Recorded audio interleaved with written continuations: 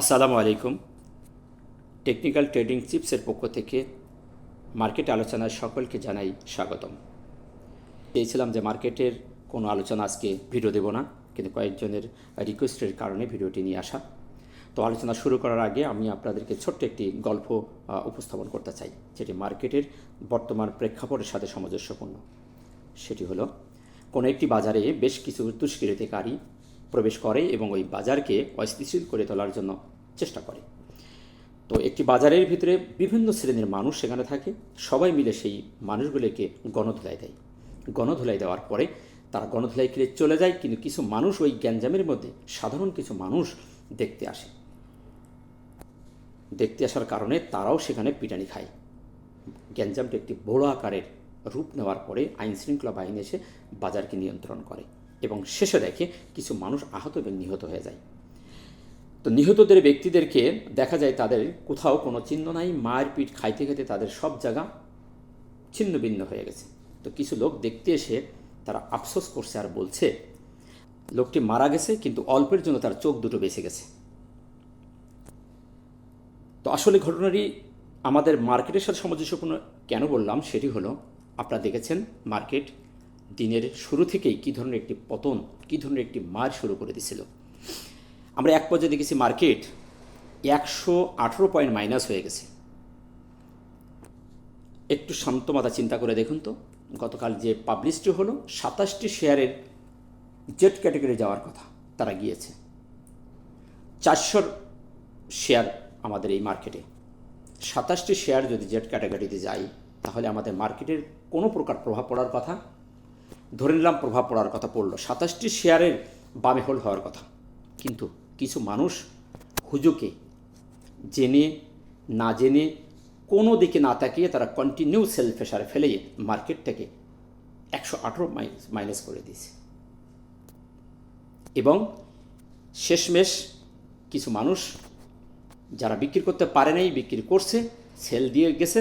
আবার কিছু মানুষ এসে বলতেছে কি যে আল্লাহ আমাদের রক্ষা করছে বাজারটাকে, তাহলে আজ কিছু ব্যাংক যদি আমাদেরকে সাপোর্ট না করতো তাহলে মার্কেট আজকে 200 পয়েন্টে নেমে যেত। ব্যাংকের কারণে আজ আমরা মার্কেট এখনো বেঁচে আছি। মরার আর কি মরতে বাকি? 118 পয়েন্ট মাইনাস হয়ে যাওয়া যে মার্কেটে, সেখানে আর মরার বাকি আছে কিছু? তো যাই হোক, আমরা শেয়ার মার্কেটে এখনও কিছু মানুষ আছি যারা গুজবকে কান দেই, সঠিক বিষয়টিকে জাস্টিস করি না। তাই আমার প্রেডিকশন থেকে আমি বলবো যে এই ধরনের সেন্টিমেন্টাল থেকে আমাদেরকে বেরিয়ে আসতে হবে, তা নাহলে এই মার্কেটের কোনো পরিবর্তন আমরা আশা করতে পারি না। ছোটোখাটো ইস্যুকে কেন্দ্র করে মার্কেটের মধ্যে সেল প্রেশারে ভরে যায়।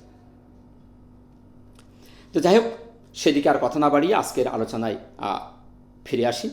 শুরুতেই দেখি ক্যান্ডেল এবং ক্যান্ডেল অবস্থানটি। আপনারা দেখেছেন মার্কেট আজকে কোন ধরনের বিহেভ করেছে। 118 মাইনাস হয়ে মার্কেট শেষমেশ 97 পয়েন্ট মাইনাস করে 5639 মার্কেট দিন শেষ করেছে। তো এই অবস্থান থেকে আসলে আমাদেরকে পরিত্রাণের কী করণীয়, আমরা এখন সামনের দিকে কী করতে পারি, মার্কেট এখন কী হতে পারে, এই বিষয়গুলো আমি জাস্ট কিছু টেকনিক্যাল টুলসের কিছু ভাষ্য আমি আপনাদের কাছে তুলে ধরব। বেশ দুদিন আগে আমি আপনাদেরকে একটি বার্তা দেওয়ার চেষ্টা করেছিলাম, বলেছিলাম যে পরপর বেবি ক্যান্ডেল এটি মার্কেটের জন্য আমার কাছে কনফিউশন মনে হচ্ছে এবং একটি গুরুত্বপূর্ণ রেজিস্ট্যান্সকে অনার করতেছে, বোলিঙ্গার ব্যান্ডের আপার ব্যান্ডকে অনার করছে। তো এখান থেকে মার্কেট দুইটি কাজ হতে পারে, হয় বুল রান করবে, তা নাহলে পুল ব্যাক করবে। এই 2 দিনের আগে আমি কথাটি বলেছিলাম আপনাদের।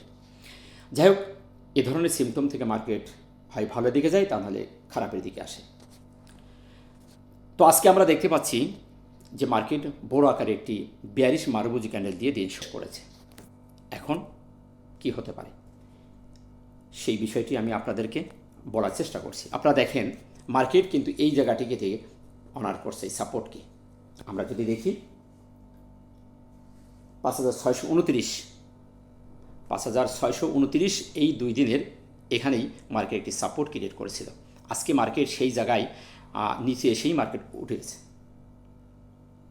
এটি 1 নম্বর পয়েন্ট। 2 নম্বর পয়েন্ট, যেটি বোলিঙ্গার ব্যান্ডের লোয়ার ব্যান্ডকে সে অনার করে উপরে উঠে গেছে। নাম্বার 3, আমি একটি চ্যানেল টেনে রেখেছিলাম আপ ট্রেন্ড থেকে ডাউন ট্রেন্ডের দিকে, সেই লাইনটিও মার্কেট আজকে অনার করে তার উপরে অবস্থান করছে। নাম্বার 4, মার্কেট আমাদের একটি সাপোর্ট এবং রেজিস্ট্যান্সের ভিতরে একটি সাইডওয়েজ হয়ে যেখানে ছিল সেই জায়গাটার ভিতরে এখনও পর্যন্ত অবস্থান করছে। নাম্বার 5, ভলিউম হঠাৎ করে একদিন আমরা দেখতে পাচ্ছি যে 266 কোটি টাকা কমে গেছে। এখানে ভলিউম ম্যাট্রিক্সের যে থিওরি সেটি হলো, হঠাৎ করে যদি ভলিউম বেশি কমে যায় এবং প্রাইজে যদি কমে যায় তাহলে সেটি একটি বুলিশ সিগন্যাল প্রদান করে। এ থেকেই বলতে পারি যে মার্কেটের এই পরিবর্তনটি যেমন একটি অনাকাঙ্ক্ষিত পরিবর্তন, সেই পরিবর্তনের দিক থেকে বলতে পারি যে এই বিষয়গুলো যদি আগামীকাল কার্যকরী হয় তাহলে মার্কেট এখান থেকে আবারও একটি পজিটিভ অবস্থানে যাওয়া সম্ভব। এখন আসি এমএসিডি এবং হিস্টোগ্রাম। এই বিষয়টি অত্যন্ত গুরুত্ব সহকারে আমরা আলোচনা করে থাকি এবং ভালো আকারে একটি কাজ করে, আপনারা জানেন। গতদিন যে বারটি ক্রিয়েট করেছিল সেটি ছিল একটি সিগন্যাল। আমরা দেখেছিলাম এখানে বায়ার দিকে সেলারের প্রাধিকার গতদিন বেশি ছিল। বলেছিলাম আজকে যদি আরও একটি বার ক্রিয়েট করে তাহলে আমরা কনফার্মেশন পেয়ে যাব, কিন্তু আজকের বারটি হচ্ছে অনাকাঙ্ক্ষিত বার। এটি স্বাভাবিক কোনো বার নয়, এটি স্বাভাবিক কোনো সেল প্রেশারের কারণে হয় নাই, এটি অনাকাঙ্ক্ষিত কারণে এই সেল প্রেশারটি হয়েছে।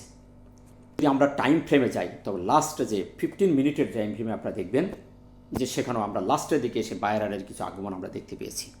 মার্কেট যে ধারায় ডাউন হচ্ছিল, যে ধারায় সেল প্রেশার ক্রিয়েট করছিল, কিন্তু শেষের দিকে এসে আমরা দেখতে পেলাম মার্কেট সেল প্রেশারকে প্রতিহত করে কিছু বায়ার মার্কেটের মধ্যে পদার্পণ করছে, যার কারণে আমাদের 118 পয়েন্ট থেকে মার্কেট ফিরে চলে এসেছে।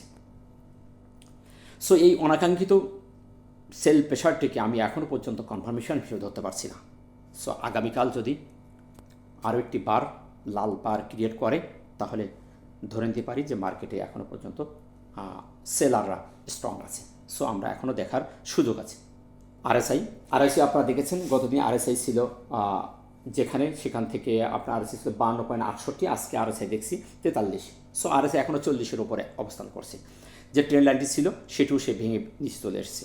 আমি বারবার বলছি এই জিনিসটি হলো একটি অনাকাঙ্ক্ষিত ঘটনা। আজকের যে সেল প্রেশারটির কারণে মার্কেট ডাউন হয়েছে এটাকে কোনো প্রকার স্বাভাবিক হিসেবে আমরা ধরতে পারি না। সো এখনও পর্যন্ত আরএসআই আমাদের একটি সেফ জোন 40-এর উপরে আছে, তো সেফ জোনে আছে বলতে পারি। এখন আসেন মানিফুলো ইন্ডেক্সের যে ব্যাপারটি আপনারা দেখেছেন গতদিন মানিফুলো যেখানে ছিল আজকে আমরা সেখানে দেখতে পাচ্ছি 50.58। সো আমি বলবো এত বড় একটি পতনের পরও মানিফুলোর কোনো পরিবর্তন আমরা দেখিনি। মানিফুলো পরিবর্তন হয়নি, বরং আরও মানিফুলো উপরের দিকে মুখ ঘুরিয়ে রাখছে। সুতরাং বলবো যে মার্কেটে এখনও পর্যন্ত স্মার্ট মানি আসার সম্ভাবনা আছে এবং মানিফুলো পদার্পণের যে একটি ওয়ে আমি দেখতেছি সেটি এখনও পর্যন্ত স্ট্রংভাবে আসার একটি সম্ভাবনা আছে। সো বলবো এই অবস্থান থেকে আমাদেরকে কোনো প্রকার সিদ্ধান্ত এই মুহূর্তে নেওয়াটা বোকামি ছাড়া কিছু নয়। সো এখন আমাদের দেখার সুযোগ আছে। তো এই ছিল আজকের মার্কেট নিয়ে সংক্ষিপ্ত আলোচনা। সর্বশেষে বলবো মার্কেটের এই অনাকাঙ্ক্ষিত পরিবর্তনকে কেন্দ্র করে, ইস্যুকে কেন্দ্র করে আমরা উড়াথোড়া কোনো প্রকার সিদ্ধান্ত নেব না। সবার প্রতি রিকোয়েস্ট, সবাই একটু শান্ত মাথায় চিন্তা করুন কী কারণে ঘটছে এবং যে 27টি শেয়ারের কারণে পতন হওয়ার কথা ছিল সেই 27টি শেয়ার কি পতন হয়েছে? আমার মনে হয় না। সো একটু অপেক্ষা করুন, ধৈর্য ধরুন, নিশ্চয়ই আল্লাহ ধৈর্যশীলের সাথে আছে। এ ধরনের পতন থেকেই স্বাভাবিক পরের দিন একটি ভালো একটি পরিবর্তন হওয়ার সম্ভাবনাই আমরা বিগত দিন দেখেছি। সো এখনও আমাদের দেখার সময় আছে। সুতরাং টেনশনের কিছু নেই, অপেক্ষা করুন, নিশ্চয়ই মার্কেট এখান থেকে ঘুরে দাঁড়ানোর পসিবিলিটি বেশি। ভালো থাকবেন। আসসালামু আলাইকুম ওয়া রাহমাতুল্লাহ।